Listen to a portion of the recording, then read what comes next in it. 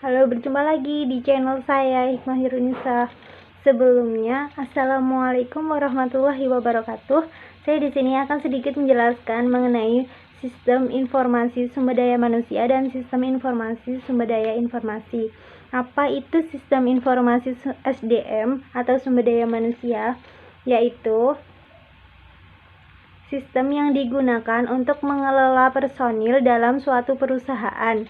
Sedangkan fungsinya yaitu suatu organisasi yang bertanggung jawab atas kegiatan atau tugas-tugas dari SDM-nya tersebut. Kemudian ada subsistemnya. Subsistemnya itu ada data personil dan data keuangan. Untuk data personil sendiri itu tidak bersifat non-keuangan dan relatif lebih permanen. Sedangkan untuk yang data keuangan itu dinamis dan mengenai tentang keuangan. Untuk subsistemnya sendiri itu ada pengumpulan, penelitian, dan analis. Jadi kita harus menganalisa seperti itu. Meneliti, ya, baik itu meneliti tentang keluhan, tentang suksesi, itu. Sedangkan untuk subsistem intelijennya itu berasal dari luar perusahaan. Kita meneliti dari luar perusahaan seperti itu. Kemudian ada database SIDM. Isinya itu ada pegawai dan non-pegawai. Sedangkan isi dari pegawai itu mengenai tentang pegawai dan yang ada dalam suatu perusahaan yang mengenai tentang pegawai. Sedangkan non-pegawai itu ada misalkan ada universitas, ada akademik, kemudian ada tenaga kerja. Itu termasuk ke dalam non-pegawai. Untuk sistem informasi kepegawaian sendiri itu berguna untuk mengelola data pegawai. Misalkan ada data yang terdapat pada SI kepegawaianan, itu ada data induk yang isinya ada identitas, ada NIK, kemudian ada tanggal lahir atau lain-lainnya. Yang selanjutnya itu ada data riwayat kepegawaianan.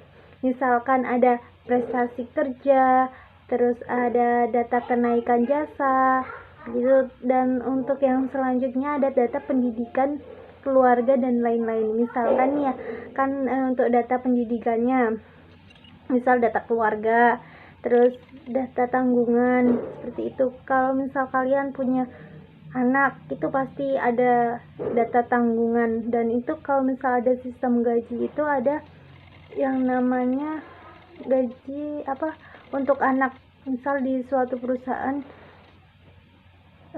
untuk setiap anaknya itu paling cuman 30.000 itu ada. Jadi nanti ditambahkan 30.000 dari gaji orang tuanya, seperti itu. Sedangkan untuk yang subsistem outputnya itu ada subsistem angkatan kerja, kemudian ada subsistem perekrutan, dan ada subsistem manajemen angkatan kerja. Kemudian ada lagi subsistem kompensasi, kemudian ada subsistem tunjangan, ada subsistem pelaporan lingkungan, dan yang terakhir itu yang subsistem pelaporan lingkungan. Untuk subsistem angkatan kerja sendiri itu berfungsi untuk kebutuhan pegawai di masa yang akan datang. Jadi perlu didata kebutuhan apa yang diperlukan pegawai untuk masa yang akan datang dalam suatu perusahaan. Dan untuk yang subsistem perekrutan,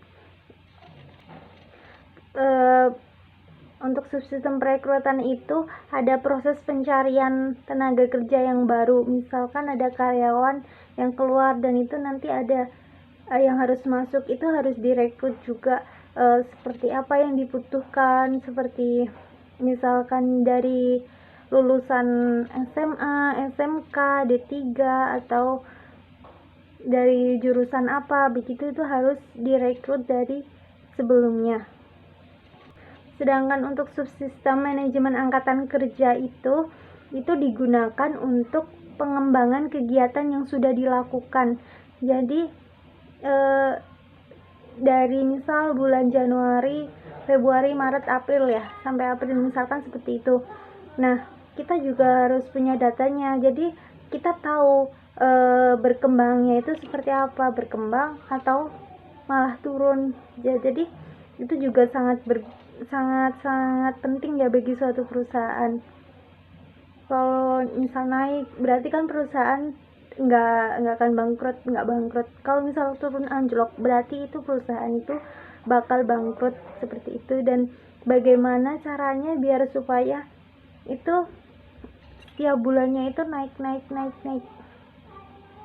Nah, untuk subsistem kompensasi itu adalah untuk penggajian. Misal yang sudah saya sebutkan tadi kan di atas ada tunjangan begitu. Misalkan inputan itu ada data gaji pokok, ada tunjangan, ada lembur, dan ada potongan juga.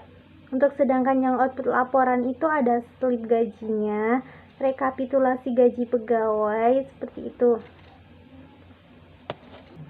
Sedangkan untuk subsistem tunjangan itu digunakan untuk paket tunjangan baik bagi pegawai yang masih bekerja ataupun yang sudah pensiun. Itu dalam sebuah perusahaan itu juga ada seperti itu ya, ada subsistemnya seperti itu.